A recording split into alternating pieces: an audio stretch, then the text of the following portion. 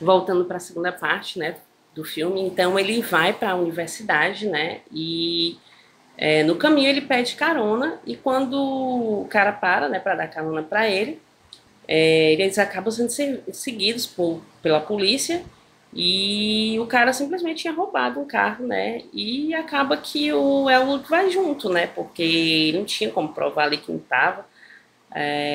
E aí os policiais levam ele para um reformatório. E quando ele chega lá, ele vai com dois meninos garotos brancos, né? E quando ele chega lá, tem dois locais, dois prédios. No primeiro prédio descem os meninos brancos, né? E eles são até super bem tratados e tudo, bem recebidos. No outro, no segundo, desce o Elwood, né? E lá ele já vê que as coisas não vão ser tão assim, né? Até porque os próprios meninos são preconceituosos entre eles, né? Fazem brincadeirinhas, são arrogantes e tudo mais. E aí ele acaba conhecendo, né, o Turner e eles criam ali um vínculo, né? Eles começam a conversar, começam a falar sobre a vida, sobre o porquê que estão ali, sobre os sonhos deles. E o Elwood, ele tem sempre uma visão muito diferente da do Turner, né? O Turner ele já aceita que aquilo ali é algo difícil, ele não vai conseguir sair, que talvez se ele levar as coisas no lado dele, no jeito dele, ele saia dali o mais rápido possível, né? Já que eles estão sobre custódia até eles ficarem de maioridade. Já o Elwood não, né? Ele já pensa que tem que ser, sempre fazer uma revolução, não pode estar aceitando tudo, que aquilo ali é horrível, né? E realmente era, né?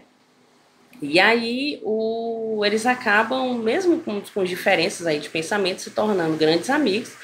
Tem um momento em que o Elder se mete em uma briga, né? Ele vai defender alguns meninos e ele termina sendo castigado, levado para um quarto do castigo, em que ele fica muito machucado, ele vai levado para a enfermaria e o Turner ele termina comendo sabão em pó, né, para tentar ficar ali perto do amigo, os dois ficarem juntos e tal. Antes disso, a avó do El tenta visitar ele, né, não consegue, então ela encontra o Turner, eles dois até se abraçam e dão super bem, ela entrega uma carta para ele, só que o Turner com aquela coisa de, se eu entregar, o El talvez vá ficar ainda mais com vontade de fazer revolução e tudo mais, então ele decide não entregar a carta.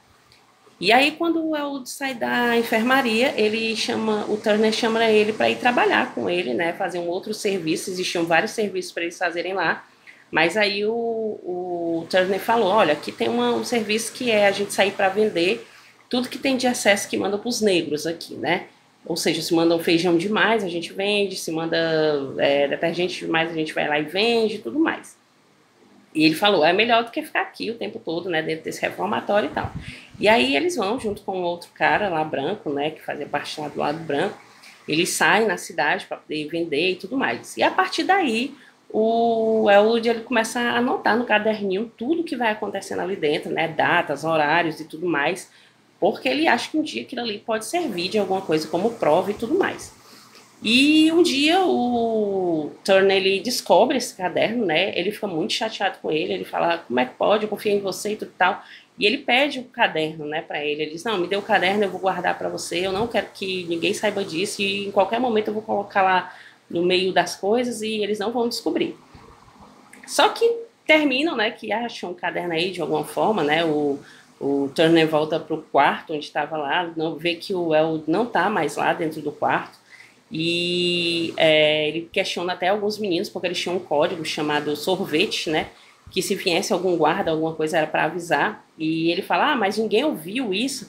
Aí ele, não, a gente não ouviu e tudo mais, levaram ele. E aí o Turner vai atrás dele, né? E encontra o El muito machucado, muito ferido.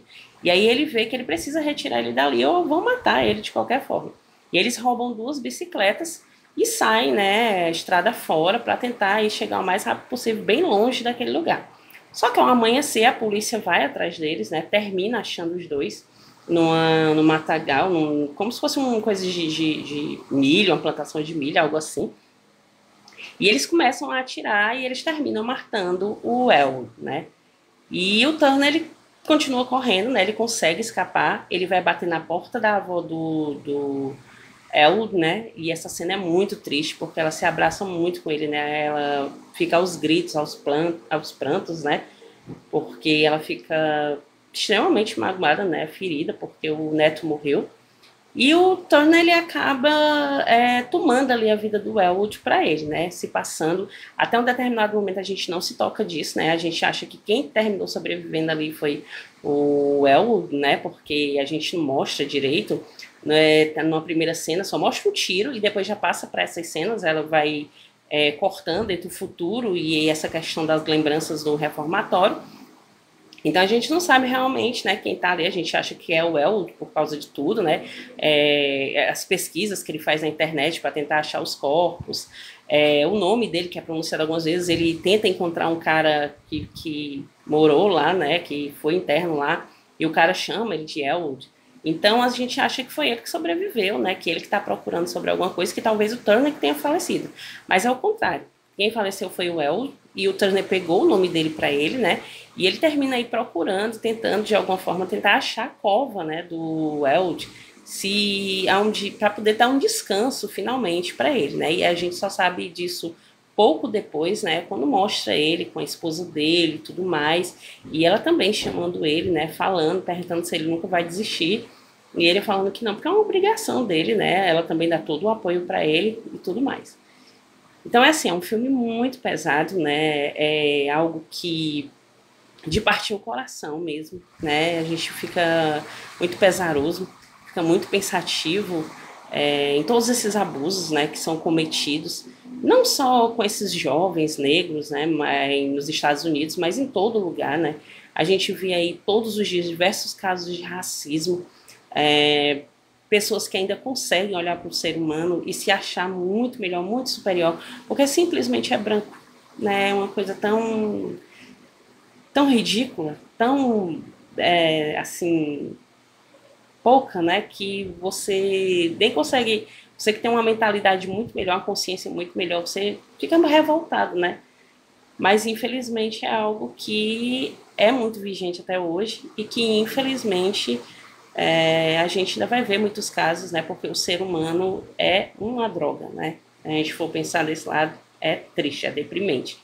Mas denuncie sempre que você tiver a oportunidade, não deixe o racismo perpetuar. O racismo é uma desgraça, é uma doença, é podre, então não deixe perpetuar, né?